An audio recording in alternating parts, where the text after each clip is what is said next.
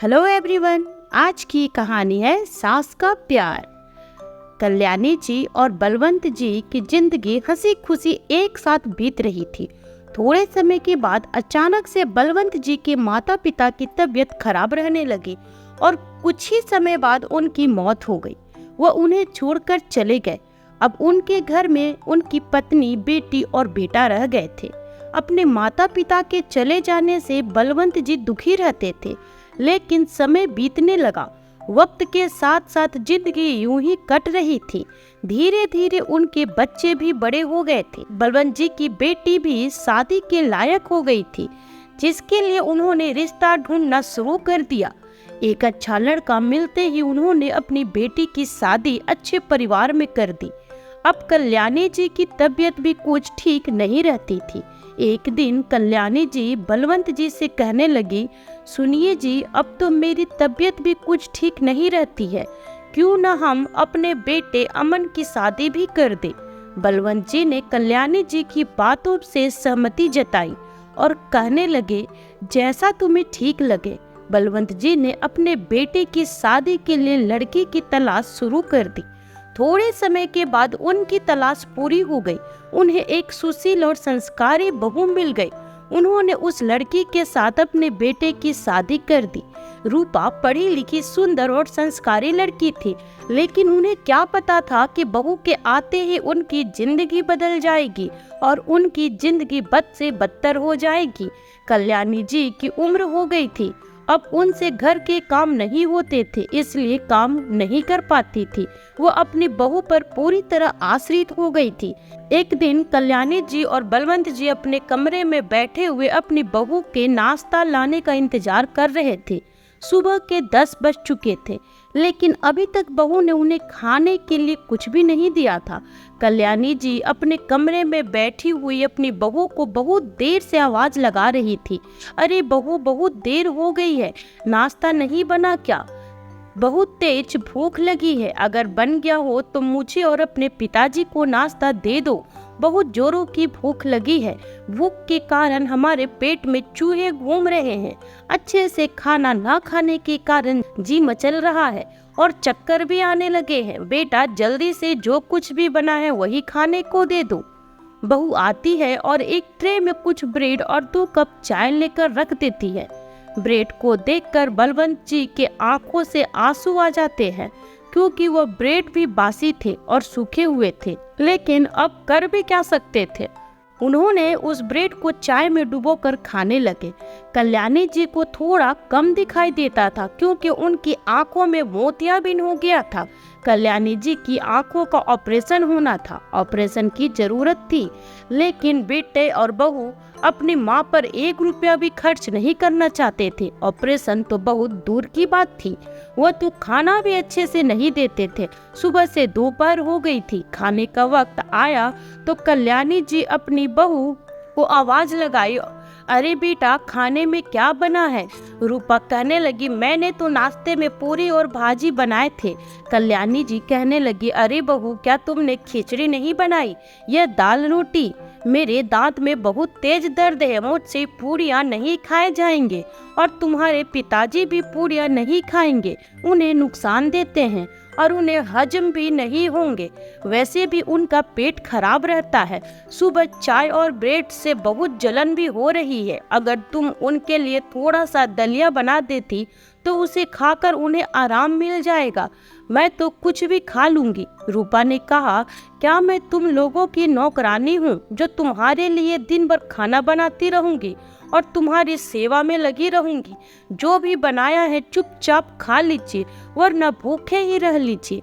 पीकू भी लंच में पूड़ियाँ लेकर गया है। जब देखो तब नखरे दिखाते रहते हैं, यह नहीं खाना, वह नहीं खाना, बस बोलते रहते हैं। जो भी मिल रहा है चुपचाप से खा लीजिए, वरना यह भी नहीं दूंगी।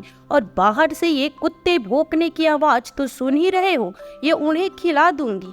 वो तो बेचारे इसे बहुत ही अच्छे से खा लेंगे, फिर आप लोग भूखे भूखे पड़े रहना। कल्याणी जी और बलवंत जी मन मार कर वो पूरी भाजी ही खाने बैठ जाते हैं। शाम के समय जब उनका बेटा अमन ऑफिस से घर आया तो उन्होंने अपने बेटे को आवाज लगाई। कल्याणी जी ने अपने बेटे से कहा, बेटा जरा बहू से कह दो तुम्हारे पिताजी के लिए थोड़ा सा दलिया बना देगी, सुबह को भी नहीं बनाया था, कम से कम शाम को तो बना ही देगी, जिससे तुम्हारे पिताजी को थोड़ा आराम मिल जाए। और अगर दलिया भी नहीं बना सकती तो थोड़ा सा दूध ही दे देगी, तुम्हारे पिताजी उसे पीकर ही सो जाएंगे और उनका पेट सही हो जाएगा। उनका बेटा अपने पिताजी पर थोड़ी दया दिखाते हुए रसोई में चला जाता है और रसोई घर से एक गिलास दूध डालकर ले आता है। तभी उसकी पत्नी रूपा भी उसके पीछे पीछे आ जाती है और दूध के गिलास को अपने पति के हाथों से छीन लेती है और कहती है, क्या आप इस बुड्ढे को इतना गाढ़ा दूध पिलाओगे तो उसका पेट खराब हो जाएगा। इस उम्र में इतना गाढ़ा दूध नहीं पीना चाहिए, हल्का खाना ही अच्छा रहता है। अगर बीमार पड़ गए तो अस्पताल में एडमिट करने पड़ जाएंगे और अस्पताल के चक्कर काटने पड़ेंगे और डॉक्टर अच्छा खासा बिल भी बना देगा। बुढ़ापा में ज्यादा खा लेते हैं, उन्हें तो अपनी तबीयत का जरा भी ख्याल नहीं है, ना ही कुछ खाने पीने का पता है। अगर तुम उनके प्यार में आकर उन्हें ज्यादा खाना दे दोगे तो उनकी तबीयत और ज्यादा खराब हो जाएगी, फिर देखना सब कुछ हमें ही करना पड़ेगा। तभी रूपा दूध का गिलास अपने हाथ में लेकर उसमें से सारा दूध निकाल देती है और थोड़ा सा दूध छोड़ देती है और उसमें 1 कप पानी मिलाकर देती है और कहती है, यह पानी मिला हुआ दूध पीने से उस बुड्ढे का पेट सही हो जाएगा। इतना गाढ़ा दूध तुम्हारे पिताजी कैसे पचा पाएंगे। अमन वह दूध अपने पिता को देने के लिए चला जाता है। उसकी माँ देखती है कि उसका बेटा पानी मिला हुआ दूध लेकर आया है तो आंखों में आंसू आ जाते हैं, लेकिन फिर भी वो अपने पति को वह दूध पीने के लिए कहती है। बलवंत जी वह दूध पीकर सो जाते हैं। जब सुबह हुई तो उनका 10 साल का पोता वहीं पर खेल रहा था। खेलते हुए उसके हाथ में एक पकौड़े भी थे। वो अपनी दादी के पास आकर कहने लगा, दादी जी आप ये पकौड़े खाकर देखिए ना, कितने स्वादिष्ट है, मेरे तो यह फेवरेट है और आपको भी अच्छी लगेगी। कल्याणी जी अपने पोते को मना कर देती है, बेटा मैं यह नहीं खा सकती, इससे मेरे पेट में गैस बनती है, मुझे ये चीजें नुकसान देती है, तुम ही इसको खा लो। लेकिन जब उनके पोते ने जिद की तो कल्याणी जी एक पकौड़े अपने मुंह में रख लेती है। कल्याणी जी जैसे ही उस पकौड़े को खाती है तो उन्हें ऐसा लगता है जैसे कितने सालों बाद कुछ अच्छा खाने को मिला हो। इतने दिनों से उनके मुंह का स्वाद जो बिगड़ा हुआ था, लेकिन उन्हें दुख हो रहा था कि उनके पति को वह स्वाद नसीब नहीं हो रहा है। लेकिन उनका पोता अपनी दादी की मन की बात को समझ गया था। वह चुपके से अपने दादाजी के पास गया और बोला, दादाजी आप यह पकौड़े फटाफट खा लीजिए वरना मम्मी आ जाएगी और आपको बहुत डांट लगाएगी। बलवंत जी ने अपने पोते की बात सुनकर एक पकौड़ा उठा लिया और पकौड़ा खाते हुए बड़ा आनंद ले रहे थे। उनका पोता तुरंत वहां से चला जाता है। एक दिन जब बलवंत जी खाना खाकर लेटे और उनका बेटा बहू भी कमरे में जाकर लेट गए थे, तब रात में बलवंत जी के सीने में बहुत तेज दर्द होने लगा। उन्हें अचानक से हार्ट अटैक आ गया था। कल्याणी जी दौड़ते हुए अपने बेटे के कमरे में गई, बेटा देखो तुम्हारे पिताजी को क्या हो गया है। लेकिन बेटे बहू ने यह कहकर मना कर दिया कि अभी हमें सोने दीजिए, अब जो भी होगा सुबह को देखेंगे, मुझे अभी बहुत जोर की नींद आ रही है। कल्याणी जी अपने पति को बेबस नजरों से निहारती जा रही थी, परंतु इलाज न मिलने की वजह से बलवंत जी की उसी रात मृत्यु हो गई थी। कल्याणी जी की तो जिंदगी में अब बिल्कुल अंधेरा छा गया था, क्योंकि अपने पति से वो अपने मन की बात किया करती थी। पति के चले जाने के बाद उनके पास कोई नहीं था जिससे वो अपने दिल की बात करती। उनकी बहू दिन प्रतिदिन अपने सास के साथ भद्दा व्यवहार करने लगी थी। उन्हें ढंग से खाना भी नहीं देती थी। उन्हें अधिकतर बासी खाना ही दिया जाता था, जिससे उनका पेट खराब रहता। और इस पर भी उनकी बहू कहती रहती, कितनी बार कहा है कम खाया करो, इसी वजह से तुम्हारा पेट खराब हो गया है। अब इनको बेकार में ही दवाई खिलानी पड़ेगी, बेकार में ही हमारा खर्चा बढ़ा देती हैं। अपनी बहू की बातों से कल्याणी जी को बहुत दुख होता है। वो मन ही मन सोचती है, एक तो बुढ़ापा और दूसरे मेरे पति। को गए हुए कुछ ही महीने हुए हैं और बहू के ताने तो देखो किसी न किसी बात पर सुनाती ही रहती है और मेरे ऊपर बरस पड़ती है। हे भगवान, क्या करूं अब मैं इस नरक भरी जिंदगी से तो आप मुझे अपने पास ही बुला लीजिए, वही अच्छा है। ये जिंदगी भी कोई जिंदगी है? एक तो बुढ़ापे में भूख बहुत लगती है, ऊपर से बहू खाने को कुछ देती भी नहीं। मेरी जिंदगी तो पूरी की पूरी नरक जैसी हो गई है। एक तो भूखे रहो, ऊपर से बहू के हजारों बातें भी सुनो। मेरे बेटे की भी बहू के आगे एक नहीं चलती। वो तो खुद ही अपनी पत्नी से डरता है, तो वो मेरे लिए क्या ही बोलेगा। तभी रोती रोती कल्याणी जी अपने पति को याद करने लगती है। जब अमन का जन्म हुआ तो उसके पिताजी कहते थे, देखना कल्याणी, हमारा बेटा अमन हमारे बुढ़ापे की लाठी बनेगा और तुम्हारी पूरी जिंदगी सेवा करेगा। मैं भी उनकी बातों को सुनकर बहुत खुश होती थी। चलो बेटा है तो बुढ़ापा अच्छे से गुजर ही जाएगा। अब जब हमारा बेटा बड़ा हो जाएगा और बहू आएगी तो वो मेरी सेवा करेगी और पूरे घर को संभाल लेगी। लेकिन हमारे खुशहाल गृहस्थी को जाने किसकी नजर लग गई। उन्हें क्या पता था कि बहू उन्हें एक एक दाने के लिए भी तरसा कर रख देगी। अब उनका बेटा तो जैसे पूरा ही बदल गया था। बेटा मेरा ना होकर बस अपनी बीवी का ही बनकर रह गया है। वह पूरा का पूरा जोरू का गुलाम बन चुका है। उसे अपनी माँ पर जरा भी दया नहीं आती। माँ के सुख दुख से कोई भी मतलब नहीं है। उसकी पत्नी जो भी कह देती है बस उसे ही वह सही लगता है और वही करता है। उसका अपना दिमाग तो जैसे काम ही नहीं करता, जैसे उसके दिमाग को जंग लग गया है। अपनी पत्नी के इशारों पर नाचता है। अब तो यह हालत हो चुकी है कि बहू ने धीरे धीरे पूरे घर पर अपना कब्जा बना लिया है। पूरी खेती बाड़ी और पति के पैसों पर पूरा हक जताती है और सभी अपने पास रखती है। कल्याणी जी के दवाइयों के लिए भी पैसे नहीं देती। उनके पास तो ना दवाइयों के लिए पैसे होते और ना ही अपनी किसी जरूरत को पूरा करने के लिए। उनके कमर में हमेशा बहुत दर्द रहता है। डॉक्टर ने कहा इसका ट्रीटमेंट करवाना पड़ेगा, वरना धीरे धीरे आपका चलना फिरना भी मुश्किल हो जाएगा। और बहू अपनी मनमर्जी चलाती थी। कल्याणी जी के कमर का दर्द दिन प्रतिदिन बढ़ता ही जा रहा था। रूपा को तो यही लगता था कि वह अपनी सास के साथ चाहे जैसा व्यवहार करे, आखिर वह उसका बिगाड़ ही क्या सकती है। धीरे धीरे रूपा ने अपनी सास के साथ बहुत ज्यादा गंदा व्यवहार करना शुरू कर दिया। अमन तो चुपचाप बहू की करतूत को देखता रहता है, कुछ भी नहीं कहता। लेकिन सबके सामने तो बहू ऐसे जताती है जैसे उनका बहुत ज्यादा ख्याल रखती है और उसको कल्याणी जी की बहुत चिंता है। एक बार कल्याणी जी के घर से उनके भैया भाभी आ गए थे तो रूपा ने उनका ऐसा स्वागत किया कि जैसे उनकी बहू से बढ़कर अच्छी बहू इस दुनिया में कोई है ही नहीं। कल्याणी जी के भैया भाभी के सामने उनकी भी सेवा करने लगे और कहती, मम्मी जी यह खा लो, मम्मी जी वह खा लो, और जबरदस्ती खिलाती। सुबह से शाम तक खिलाने का दिखावा ही करती रहती थी, जिसे देखकर सभी को ऐसा लगने लगा कि वह कल्याणी जी का बहुत कदर करती है। उनकी फटी पुरानी साड़ियों को अपने पास ही रख लेती और कहा कि माँ जी आप मेरी साड़ी पहन लीजिए, यह साड़ी आप पर बहुत अच्छी लगेगी, और कल्याणी जी को अपनी साड़ी पहनाती। रूपा तो कल्याणी जी के घर वालों के सामने यह सब दिखावा कर रही है कि वह उनका कितने अच्छे से पहनाकर और खिला पिला कर रखती है। एक दिन कल्याणी जी के भाभी उनके पास बैठकर बातें कर रही थी। तभी कल्याणी जी की बहू जमीन पर बैठकर उनके पैर को दबाने लग गई, जिससे उनकी भाभी को ऐसा लगे कि मेरी ननद की कितनी सेवा करती है उनकी बहू। कल्याणी जी की भाभी कहने लगी, अरे दीदी हमारी तो सारी चिंता ही खत्म हो गई। इतनी अच्छी बहू जो मिली है, चिराग लेकर ढूंढोगी तो भी आपको ऐसी बहू नहीं मिलेगी। देखो तो अपनी सास की कितनी सेवा करती है, आपके खाने पीने से लेकर आपके पहनने ओढ़ने तक का ध्यान रखती है। दीदी आपकी बहू तो सच में एक अन्नपूर्णा है। लेकिन कल्याणी जी की प्यारी भाभी को क्या पता था कि उनकी बहू सिर्फ उनकी भाभी के सामने दिखावा करने का नाटक कर रही है। वह तो मुझे एक एक रोटी के लिए भी तरसा देती है। कल्याणी के भैया भाभी उनके खाने के लिए कुछ फल और मिठाई भी लेकर आए थे कि हमारी बहन खा लेगी।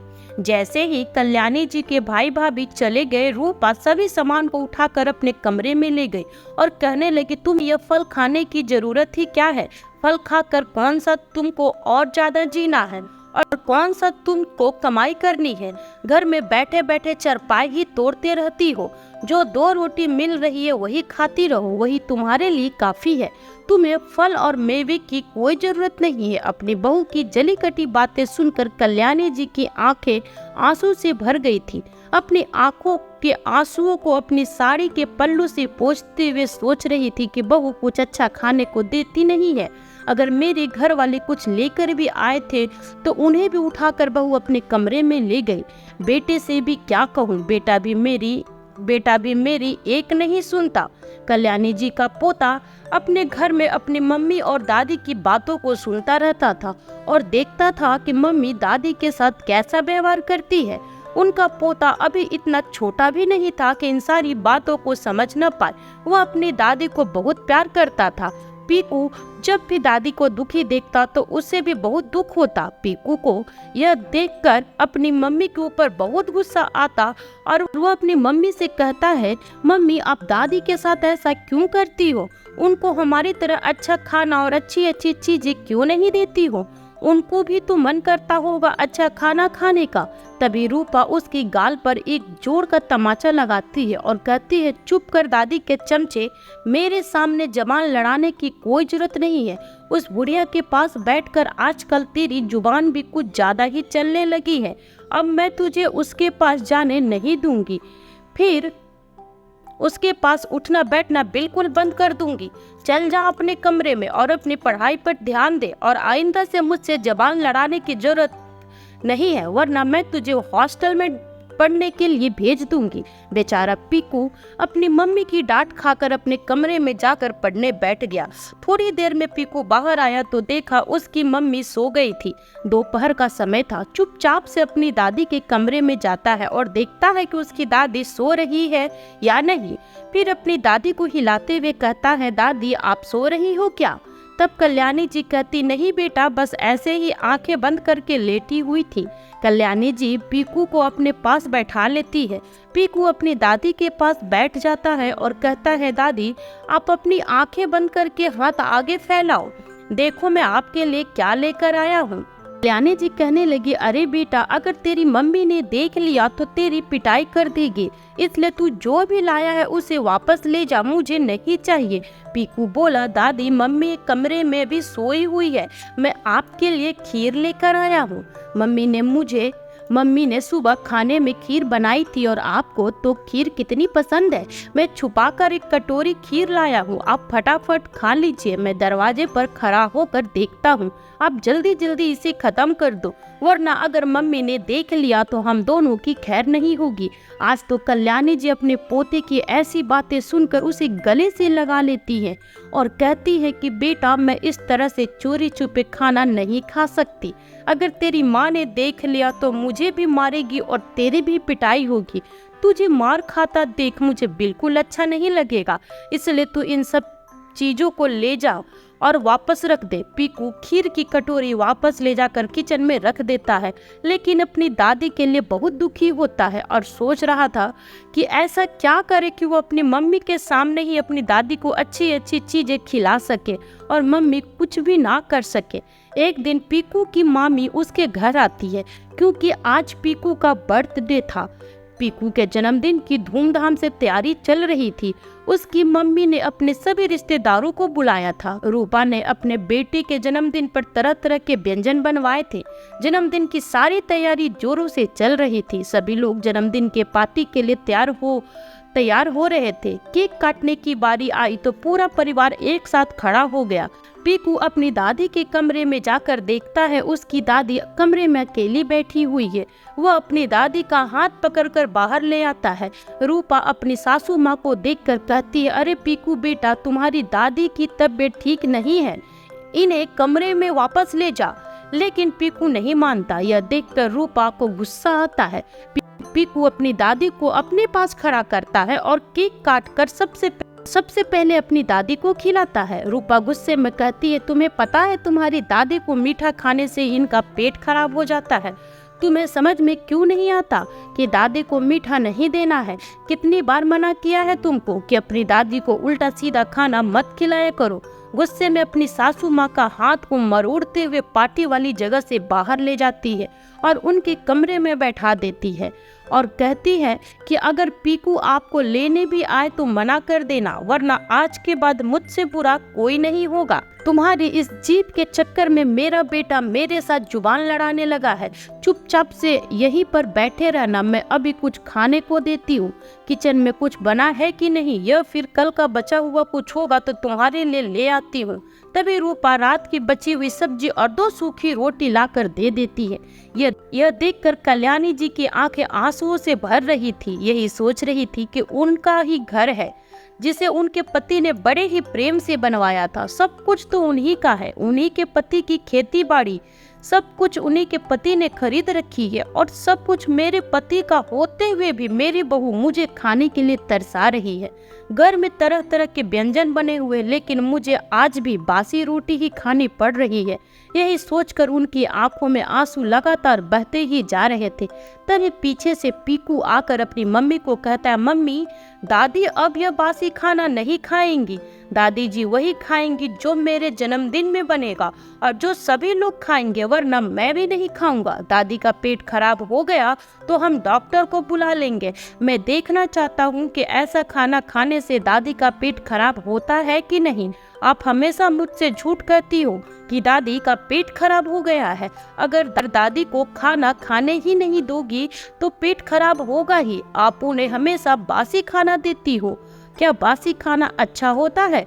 हम सब यहाँ बैठकर अच्छे अच्छे पकवान खाएंगे और मेरी दादी क्या बासी रोटी खाएगी? और मम्मी, यह घर आपसे पहले मेरी दादी का है, यह सब मेरी दादी का ही है।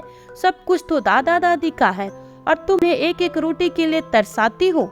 यह छोटा बच्चा आज ही 11 साल का हुआ था। सभी लोग उसकी बातों को सुनकर आश्चर्यचकित हो रहे थे कि पीकू बोला, मम्मी, मैं इतना छोटा भी नहीं हूँ कि इन सब बातों को समझ न सकूं। अगर आप मेरी दादी को परेशान करेंगी तो मैं आपको पुलिस के हवाले कर दूंगा।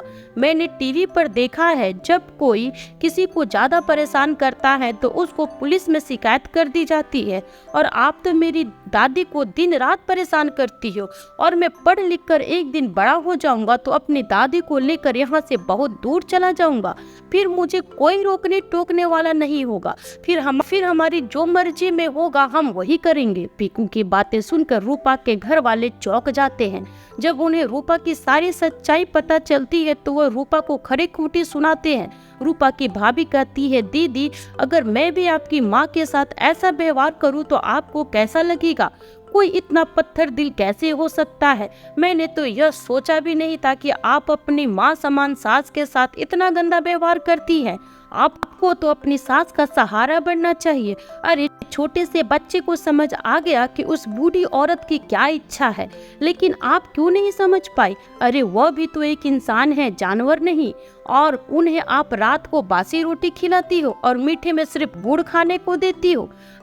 अरे, जिसकी बदौलत आप इतने ऐसो आराम से रहती हो, उन्हीं को आप छोटी छोटी चीजों के लिए तरसा रही हो। अरे, लानत है आप पर। आज हमारे पीकू ने आंखें खोल दी। इस छोटे से बच्चे ने हम सब की आंखों पर पड़े हुए पर्दे को उठा दिया। देख लेना दीदी, आप एक दिन बहुत पछताएंगी। कल को जब पीकू बड़ा हो जाएगा और आपके साथ ऐसा ही करेगा तो आपको कैसा लगेगा? अपनी भाभी और बेटे की बात सुनकर रूपा नजर झुकाए खड़ी थी और अपने किए पर बहुत शर्मिंदा हो रही थी और कहती है, मम्मी जी, मुझे माफ कर दीजिए, मुझसे बहुत बड़ी गलती हो गई। अब मैं आगे से कभी आपके साथ ऐसा व्यवहार नहीं करूंगी। आपको जो भी पसंद है वही मैं आपको बनाकर खिला दूंगी। मैं खुद अपने हाथों से आपको खिलाऊंगी। बस मुझे एक मौका जरूर दे दीजिए अपनी सेवा करने का। आज मेरे बेटे ने मेरी आंखें खोल दी।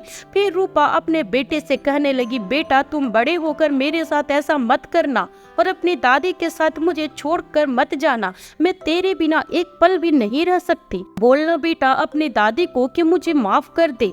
तेरी दादी तो तेरी हर बात मानती है। मुझे भी मौका मिलना चाहिए मेरी गलती को सुधारने का और तेरी दादी की सेवा करने का। कल्याणी जी कहने लगी, मैंने तुझे माफ कर दिया है क्योंकि मुझे अपने पोते से ज्यादा प्यारा कुछ भी नहीं है। है।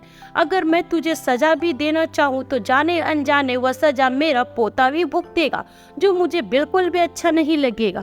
तभी रूपा जल्दी से अंदर जाकर अपनी सासू माँ के पसंद की खीर लेकर आई और उन्हें अपने हाथों से खिलाने लगी। इसे खाने के लिए दांतों की भी जरूरत नहीं होती है। आपको बहुत पसंद है ना, खा लीजिए माँ जी। अब तो रूपा अपनी सास की सेवा दिल से किया करती थी और अमन भी अपनी माँ से माफी मांगने लगा और कहने लगा, माँ मुझे माफ कर दो, मैंने भी आपके साथ बहुत गलत किया है। कल्याणी जी अपने बेटे को माफ करते हुए गले से लगा लेती है। तभी पीछे से उनका पोता पीकू कहता है, दादी जी सारा प्यार अपने बेटे को ही करेंगी या थोड़ा सा मुझे भी करेंगी, मुझे गले नहीं लगाओगी क्या?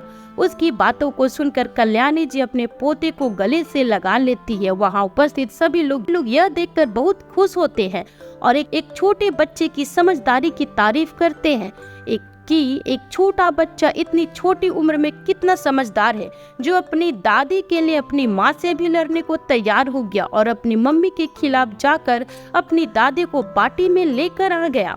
तो दोस्तों, कैसी लगी आपको आज की ये कहानी? कमेंट करके जरूर बताइएगा।